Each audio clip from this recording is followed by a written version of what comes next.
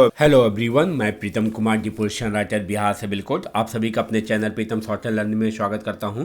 Friends, आज का legal dictation जो 80 WPM के स्पीड से रहेगा, इसलिए डिक्टेशन को लास्ट तक नोट डाउन करके ट्रांसक्राइब जरूर करेंगे फ्रेंड्स, क्योंकि ये कोर्ट एग्जामिनेशन के लिए काफ़ी महत्वपूर्ण है।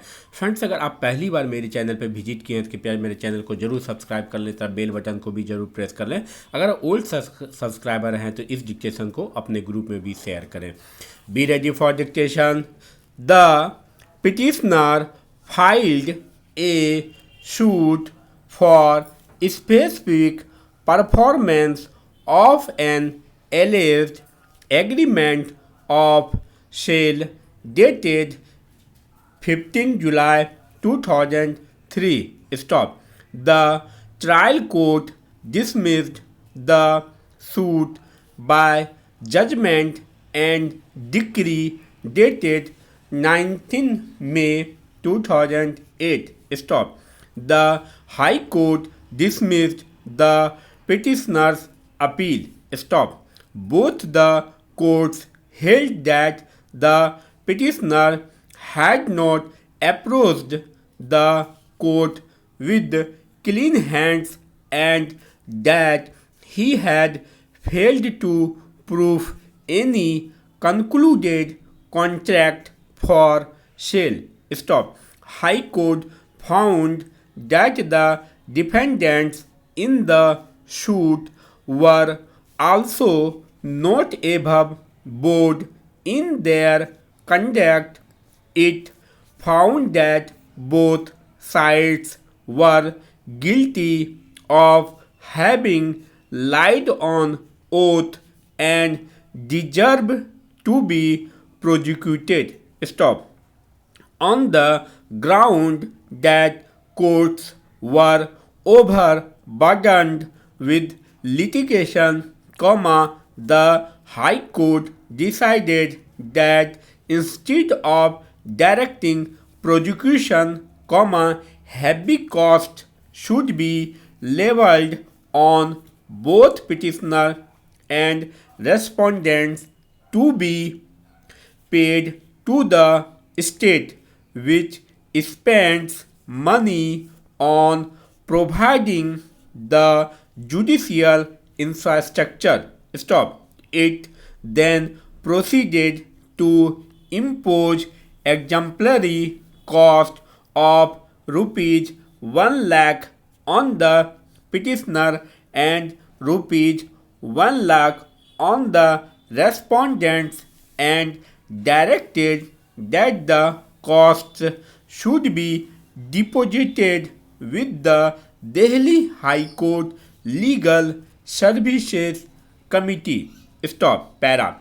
Feeling aggrieved by the dismissal of his appeal, the petitioner is before this court. Stop. On merits, we find that the concurrent findings of the trial court and the High Court do not warrant interference, and therefore this is not a fit case for grant of leave. Stop.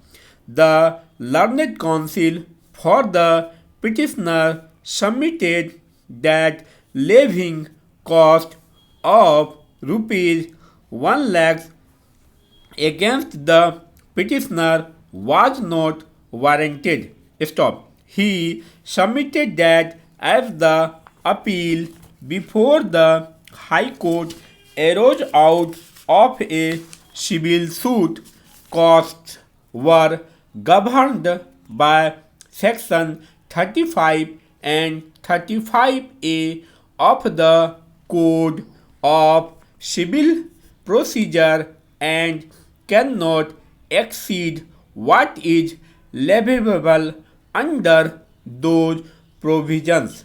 Stop. Para. Under Section 35 of the Code, award of costs is discretionary but subject to the conditions and limitations as may be prescribed and the provisions of any law for the time being in force. Stop. Under section 35A, compensatory cost for vexatious claims and defenses may not exceed rupees 3000. Stop.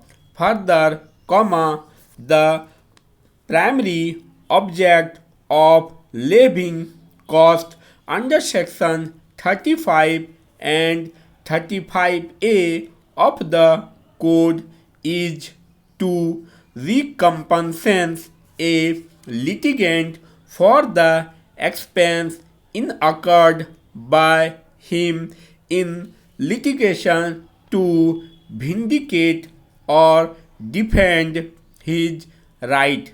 Stop. It is therefore payable by a losing litigant to his successful opponent. Stop. When an appellant or a plaintiff has already paid the prescribed court fee in regard to the appeal or suit to the state at the time of institution, it is debatable whether any cost can be awarded to the state by way of penalty in a litigation between two private parties. Stop. Para. One view has been that the provisions of section 35 and 35A of the code do not in any way affect the wide discretion vested in by the High Court in exercise of its inherent power to award cost in the interest of justice in appropriate civil cases. Stop.